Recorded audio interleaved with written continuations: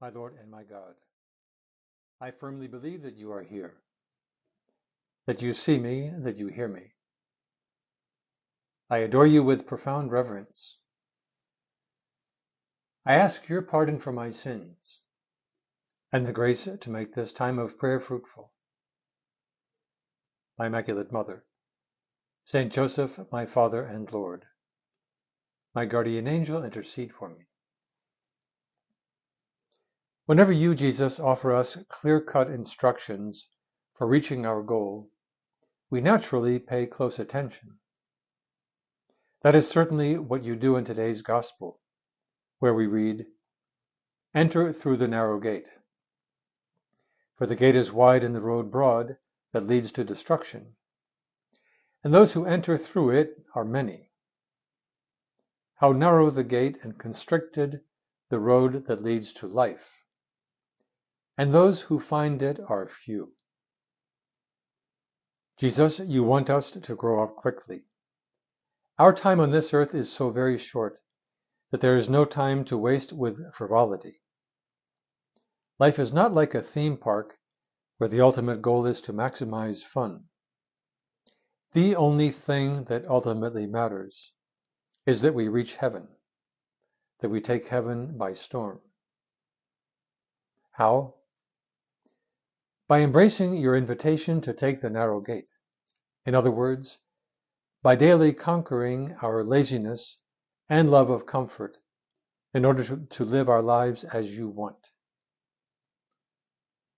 Saint Teresa of Avila explains this with her characteristic bluntness. To suppose that he would admit to his close friendship pleasure-loving people who want to be free from all trials is ridiculous. In Friends of God, St. Josemaria offers a graphic way of grasping this truth.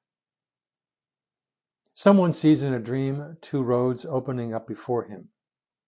One of them is broad and smooth, easy to travel, with many comfortable inns, taverns, and other places of beauty and delight.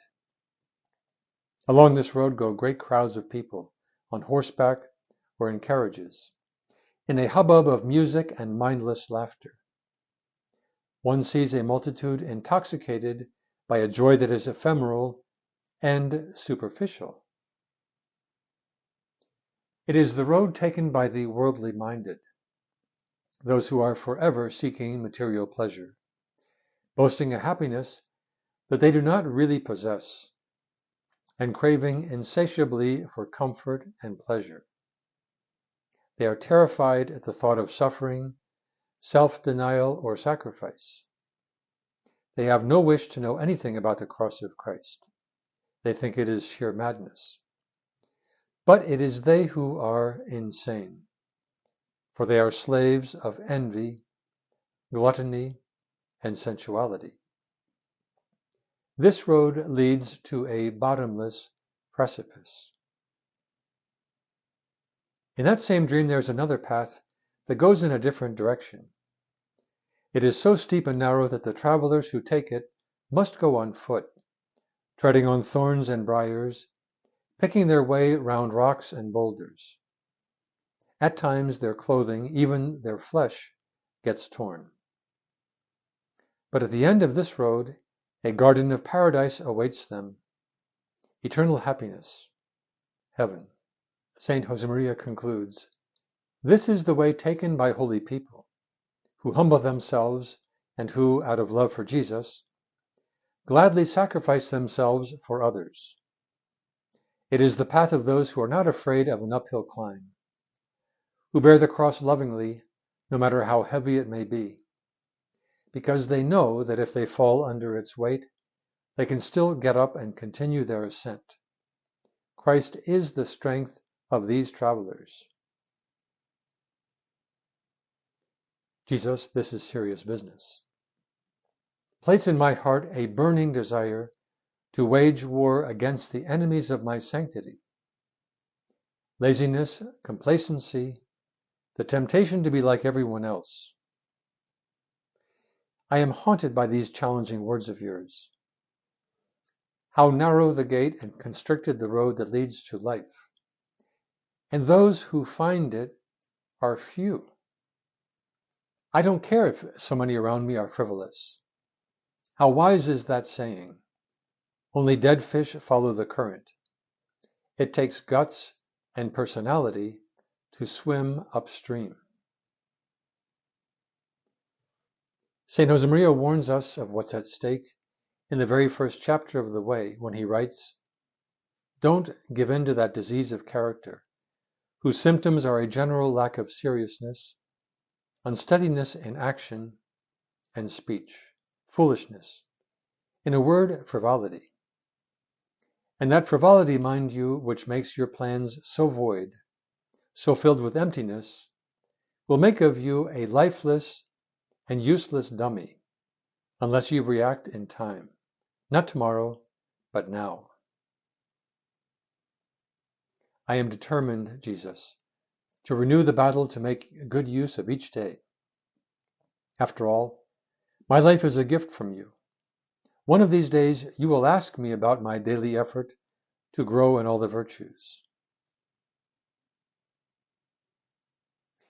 A danger that could afflict us is that of being lulled into thinking that we can have whatever we want simply by wanting it and being nice. A former educator lamented this attitude in an article back in 2010. She wrote, "Everywhere you turn today, our children are urged to, quote, follow your dream. It seems like a harmless, even inspiring bromide to motivate children to achievement. Well, it isn't. A lot of damage is being done to young minds by how this rampant philosophy is interpreted. There seems to be an air of entitlement in it, which encourages people to expect rewards for simply having a dream, but not working toward it with blood, sweat, and tears. Wanting something, they've been told, is the only requirement needed to get it. This is, of course, absolute nonsense. The simple fact is that people who achieve excellence in their fields did not just have a dream. They got up at 4 a.m. to practice on parallel bars, or had to forego other desirable activities and paths in order to get in 6 hours of violin practice a day. This educator concludes, "So my advice to dreamers, don't just follow your dream. Do what it takes to earn it, to achieve it, to be worthy of it. Because if you don't, it will never, ever really be yours." So, Lord, we face an important question. How can we focus more effectively on that narrow gate? How can we take heaven by storm, putting our whole being into that effort? Well, surprisingly, by contemplating death more often. Nothing will get our attention more effectively than imagining that moment when you will call us back home. Arthur Brooks, a professor based in Boston, currently publishes a weekly column about happiness. He recently wrote the following: "So we banish death from our thoughts, but this leads us to make choices in life that actually curtail our happiness. People who express more regrets tend to be those who postponed profound activities that yield meaning, such as practicing religion, appreciating beauty, or spending more time with loved ones. When we focus on death, that increases the stakes at play in the present and clarifies what we should do with our time. By forcing ourselves to think about death, our own death and that of loved ones, our resources, use, decisions change." And so Arthur Brooks concludes, "If you insist on ignoring your own demise, you are likely to make decisions that cause you to sleepwalk through life. You may not be dead yet, but you're not fully alive either." Mary, You are the gate of heaven. Watch over us each day, guiding our steps with your maternal care. Each time you see us slowing down or starting to drift off course, send us that inspiration to remind us that the goal, heaven itself, is eminently worth the effort. I thank you, my God, for the good resolutions, affections, and inspirations that you have communicated to me in this meditation. I ask your help in putting them into effect. My Immaculate Mother, Saint Joseph, my Father and Lord, my guardian angel, intercede for me.